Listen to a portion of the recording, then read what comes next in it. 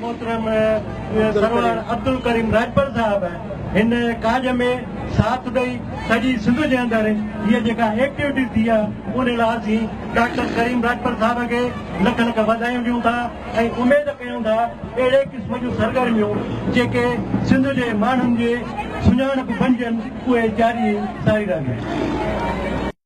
शुक्रगुज़ार आहियूं सिंध टीवीअ जे सरवान मोहतरम डॉक्टर अब्दुल करीम राजपर साहब जा जंहिं हिन रैली जी कोठ ॾिनी, जंहिं टोपी अदरक जे हिन सॼे सिंध में प्रोग्राम जी कोठ ॾिनी।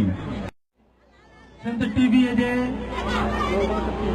अब्दुल करीम राजपर साहब ऐं सिंध टीवी परीदनि जे नुमाइंदनि ऐं ॿियनि हिते शरीक थियल सहाफ़ी भाइरनि जा निहायती शुक्रगुज़ार आहियूं।